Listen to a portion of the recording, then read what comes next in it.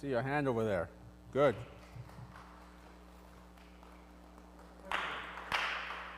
That's it.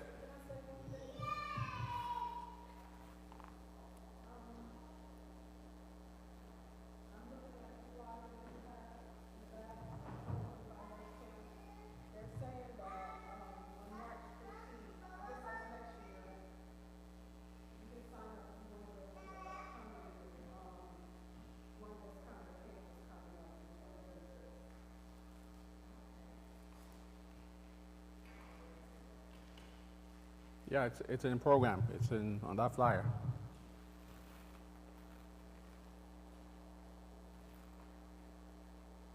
Okay. Okay.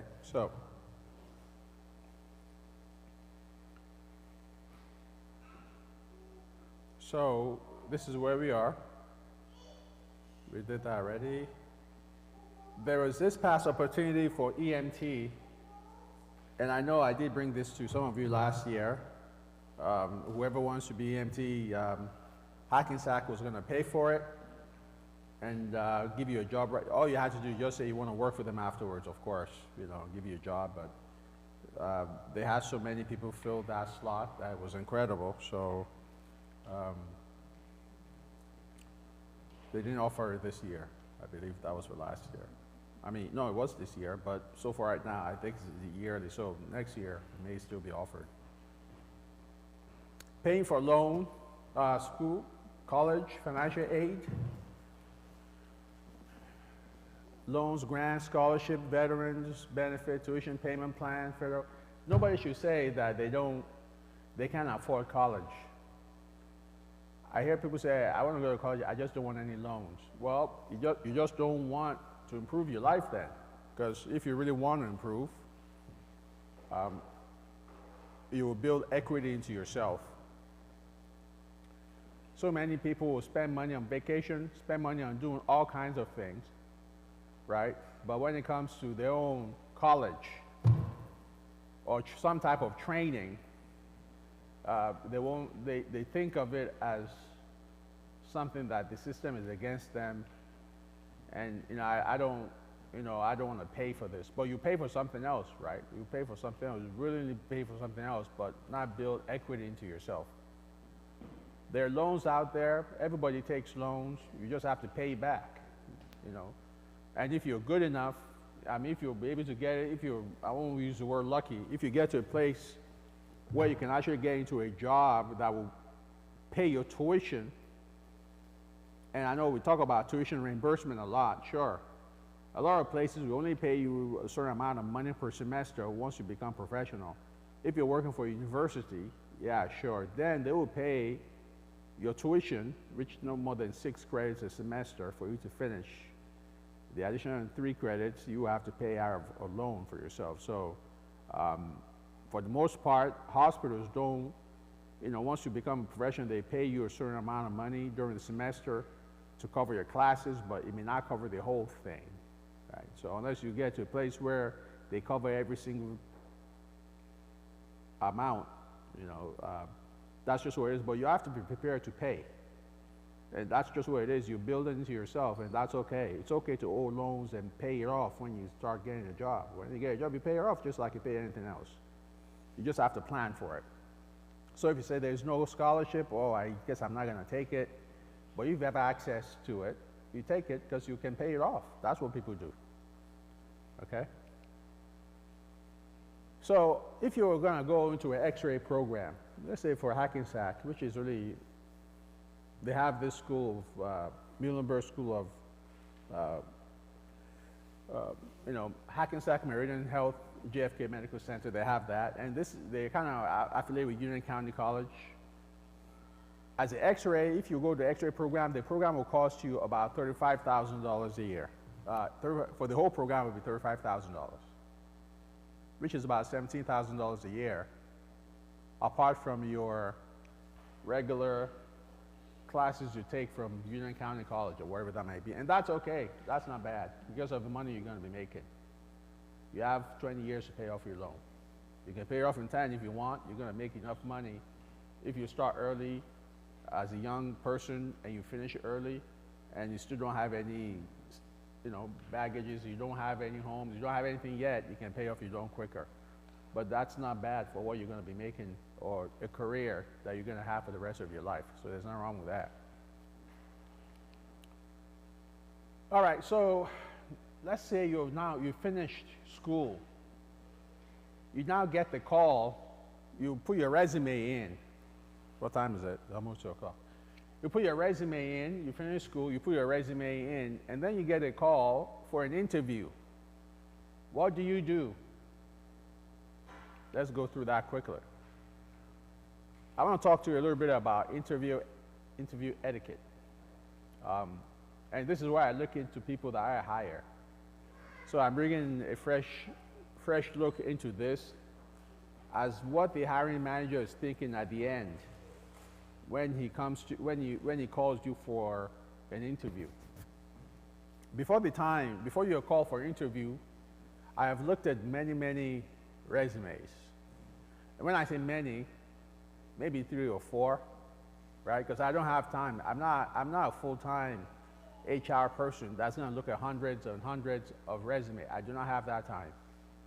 HR will send me resumes of maybe 4 or 5 people and say, we've gone through all these hundreds of resumes, and so this is the people that we think are most likely people who meet your need. Now, I don't know if HR saw all the hundreds of resumes or not, right?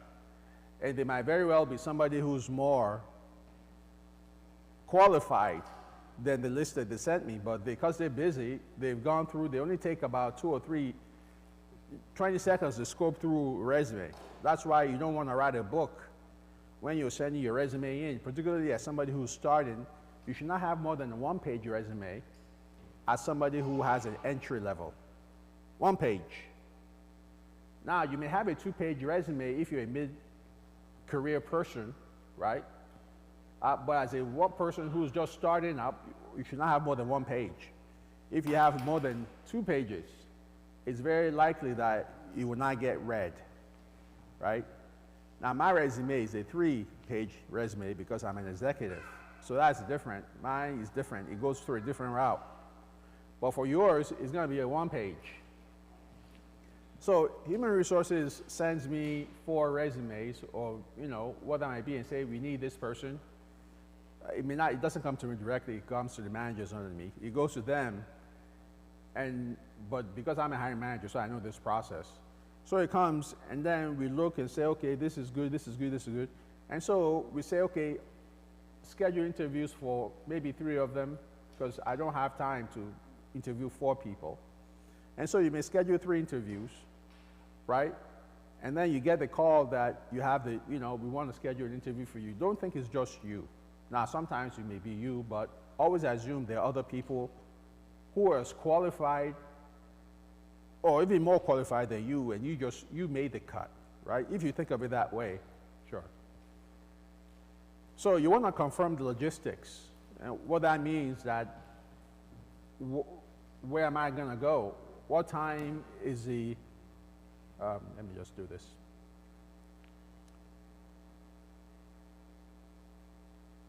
I'm going to, okay, so from the current slide, no, I gotta go back that way. Sure, is that right, guys? Okay. So I want to confirm logistics. What that means is that what time is the interview? Where is the interview? Is the interview online or in person? You'll be amazed in how nowadays people will just think the interview is in person, but it's really online because they want to screen you, right? But you've got to confirm logistics. Thank you for considering me as a candidate. Thank you. Where is this interview going to be at? And you also have to ask who's going to interview you. Obviously, you would think it's the person who's going to interview you. Now, I would not be the person contacting the person directly. It may be your HR person who's going to say, good news, we want you to have an interview with this person. Sometimes they may give you all the information. Other times they may not give you all the information. When you go to the interview, you have to present appropriately. Whether it's online or in person, right? Because online, you know, you have to make sure you position your picture right? The camera lens, you have to look into the camera, because sometimes people are looking into you're looking into the camera as you're talking to somebody, but when they see you on the other end, you're not looking at them, you're looking at yourself, right? You're looking at yourself, you're seeing yourself, right? If you have a Zoom right now, you're looking in there, but you're looking at yourself, not them. You have to make sure you look at the person who's talking to you, which means you're not looking at yourself. Because it's so weird when somebody's interviewing you on the other end that you're looking that way and they're looking at you. Because that's how it looks like. Do you get what I'm saying? You got it? Yeah. That's etiquette. Comb your hair. Have a haircut. No dreads, guys. Right. Okay? If you have tattoos, make sure you cover your tattoos. Right? And if you're presenting well as you go into the place where people are, hygiene, right? It doesn't matter, because if the way you present yourself is as good as possible of what you're about to say, right? That's just what it is. Because if you come in and the hygiene is that great, if you have strong perfume that's burning my eyes, or you come in with some kind of funky type of smell, right? I can tell you right now, you already ruined at this point, I just want to get you out. You just want to get out. So you have to be able to get in there, spend some time to get there early, go to the bathroom, do what you need to do, kind of, bring your extra roller, deodorant, whatever it is, and you present yourself in the proper way so that when you're called, you're not sweaty coming in. When you shake somebody's hand, I don't want to shake sweaty hands, right? When you come in, there's a certain way you present yourself as you come. Arrive early. Okay, don't make it just don't say I barely made it. I don't want to hear I barely made it. I want to look at you and I want you to say, I've been here for the last half hour. Because because I knew that there's traffic on the road somewhere and I don't, I just want to play safe. I just want to get there, right? Because I really want to manage my time, right? Because it tells me you're a person who takes pride in punctuality. Already before the interview even starts, you're telling me that you already planned ahead that there's a certain place on the road that's always busy, but you wanted to get there in time, and then you want to research thoroughly. All right, and we'll get into that. You're coming for an interview. I know you need a job, because I know when somebody's looking for a job, I know you need money, right? You need a job, but come on, do a little research about where you're coming, the place where you want to work at. Because it's going to come in the interview. Two things. How you say what you say is just as important as what you say. How you say what you say is just as important as what you say, how you say it. Second, how you look is just as important as what you say. Perception. The way you present yourself as you come in kind of lays a foundation about how everything else. We all human beings, we develop perceptions, right? The halo effect. And the way you say it, you may have all the intelligence, but the way you present it, the way you say yourself is just as important as what you say. Your body movement, your motions, and the things you don't say, the way you move, all that plays a big impact.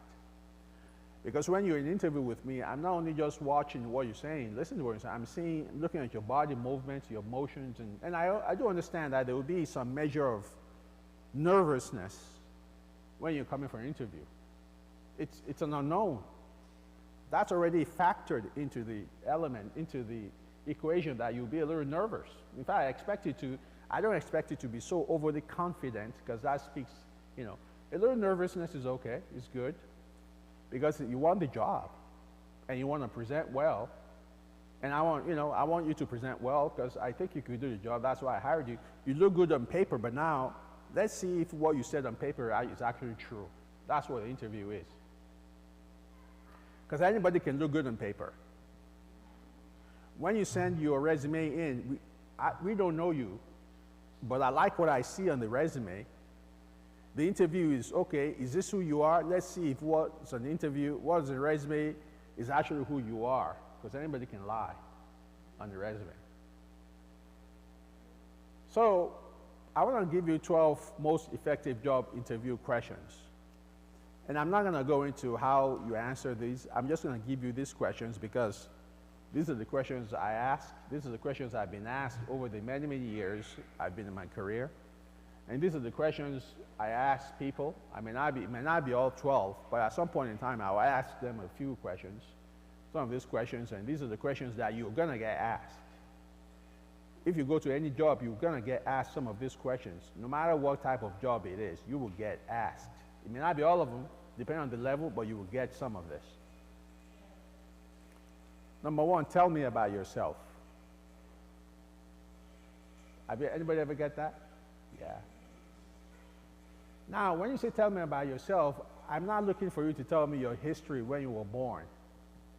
I'm not looking for you to tell me that you grew up in a house of 4 and you know, your dad went there, your mom went there, to this place and that place, and you went on vacation, and this is about you and that. What I'm actually looking for you to tell me is to summarize your experience job-wise, how you've come up along the line, what brought you to this point that's relevant to this work. And I want you to end up telling me how everything, your sum total of who you are at this point, meets this particular challenge, which is in this job description. That's what it really means to say, tell me about yourself. Do you understand that? So tell me about myself. It's not like, you know, I grew up in Wyoming and I stayed there for 5 years, and after that I moved here and moved there. All that is background stuff, which is good. That can happen at some point. But my time is limited because I only have half hour for interview, right? And I need to be able to, I need to get to somebody else. While it's good and dandy that you lived in Wyoming and everything was fine, and you know, you went through this in life and hardship and all that, I empathize with that, but that's not really what I want. I want you to tell me what your job experience is, what brought you to this point, how you think you're, you know, it's more of a summary of who you are up to this point to get to this place. The second would be, why will you leave your current employer? If you're already employed, if you have a job, fine. If you don't have a job, this is easy for you because you'll say, well, I don't even have a job. This is my first job. Or if you have a blue-collar job, you may say, well, right now I finished my schooling or my certification, and this is just the next step for me automatically. But if you already have a job somewhere else, working in the same field, I want to know why you're leaving this job. I want to know, because I want to make sure that I can meet your need, that you're not just here to just get and go through the whole process to take this job and say, I got a job open, you know, somebody wants to hire me, so give me more raise at your own place, right? I need to know why you want to leave your job. Why will you leave your current employer? And I don't want to hear you badmouth your boss too, right?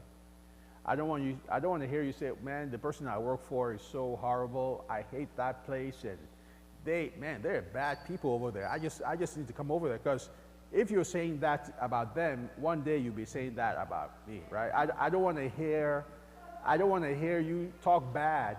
I understand that they treat you bad, and maybe they cut your hours, and you didn't like how they treated you and all of that. That's understandable, but that's not what I want to hear here, because if you're complaining about them here, one day when you go look for a job somewhere, you're going to complain about me there. And that's a turn away. And you find out that when people are complaining about their job and say, well, I can't grow there. Well, the question I ask you is that, did you create an opportunity for you to grow? Right? So the good thing is not to badmouth your boss. Maybe he's a jerk or whatever that may be. But I really don't want to hear it. You may say some challenges, but you know, I want to leave it there because it presents me an opportunity I couldn't get there, in the sense that, you know, I've worked through to the point, or maybe, and one of the things that's so credible with this is that if you just had a certificate or you just graduated, that would solve that. Like, you know, I just graduated, and that certificate or my licensure now puts me in a place where I can see what I'm currently doing. It just brings you above, and that's a very good answer. It's understandable that you want to progress. We expect that.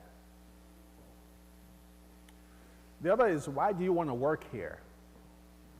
Is it because everybody else turned you down? And so this is the place that you want to come? Everybody else, nobody will take you, so you want me to take you in? Why do you want to work here? This is where, you got to be able to sell me on that. Because I want to make sure that I can give you what you need.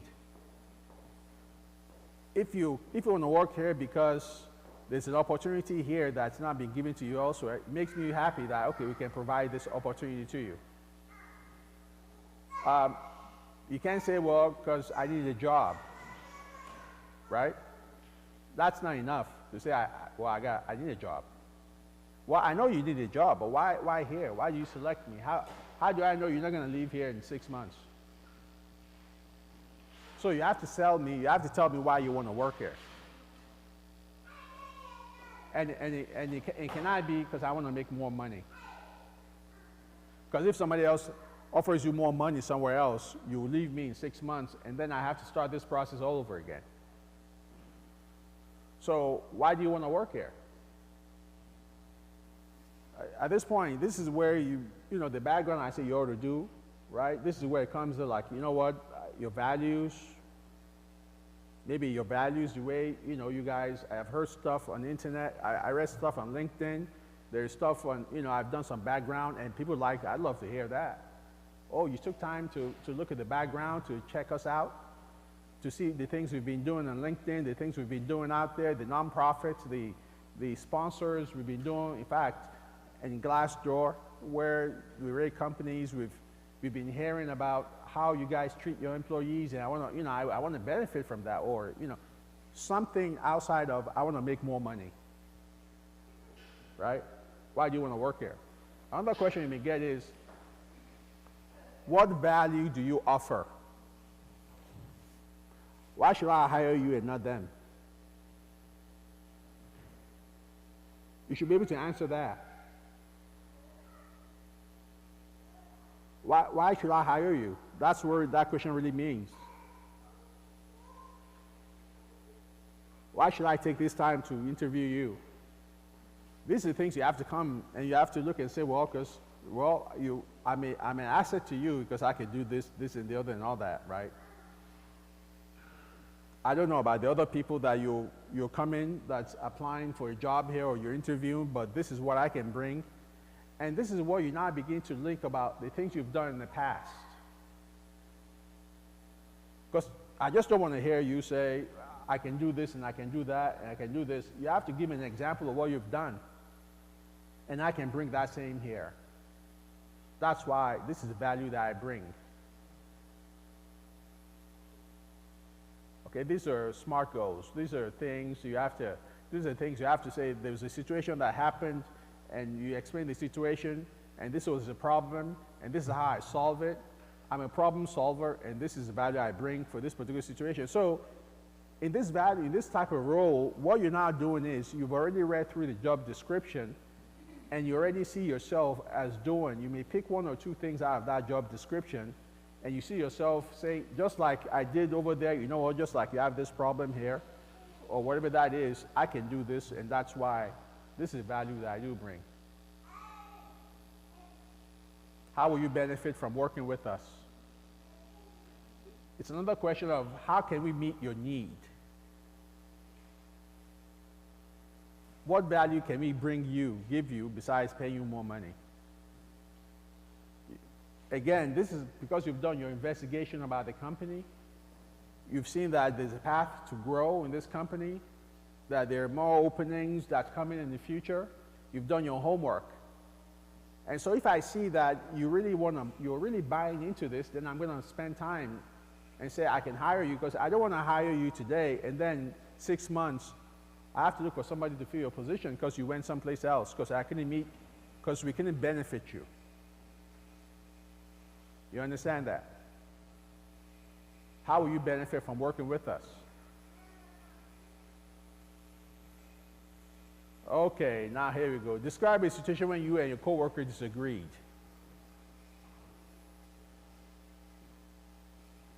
That's a good question. This is what is called behavioral questions. Because I want to see if you're a problem solver. And if you say, oh, I've never disagreed with anybody, you're a liar.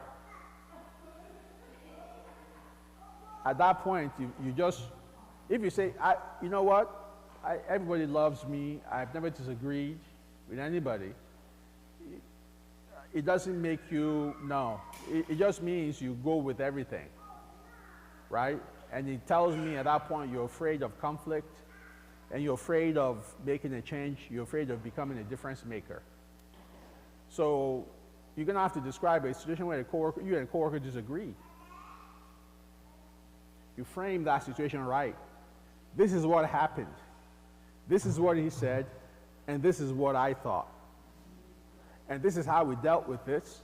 Met with them, hear the person. You always gotta say, and this is the phrase you need to say, I always separate the person from the problem. You separate the person from the problem. Say that all the time. Because I know that we're working towards a certain end together. And if there's a disagreement, it just means that we just want to make sure everything works out the way it's supposed to work out. We may just have different ways of achieving it. But I always separate the person from the problem. And I just believe that because we're working towards a certain end, same end, we can work it out together. And so this is what happened. This is what I said. This is what I did. But at the end, you want to end with, but we worked it out. Because if you end with, well, he walked his own way, I walked his own way, and we just, we never spoke again, that doesn't look right. It doesn't look well. Describe a situation when something went wrong. Behavioral questions. If you say nothing ever went wrong in my life, that's another lie. Right? This question is also the question where means tell me a time when you failed at something. If you say I've never failed at something, again, you're not telling the truth. Because the question is asking you whether you know how to handle failure.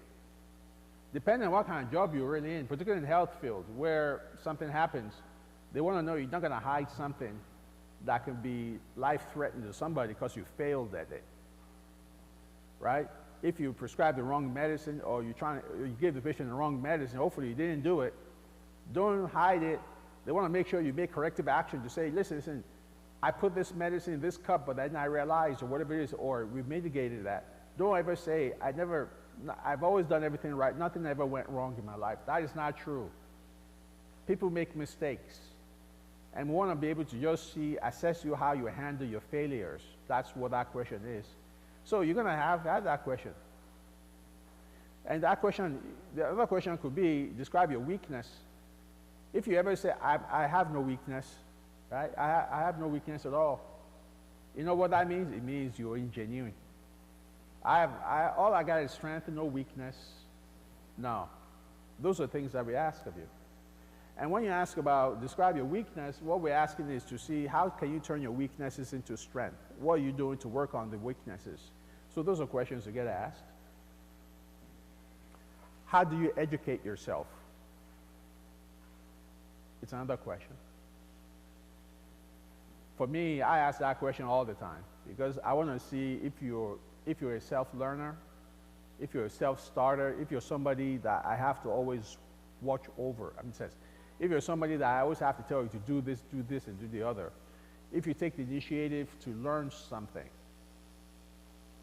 right, outside of your job description,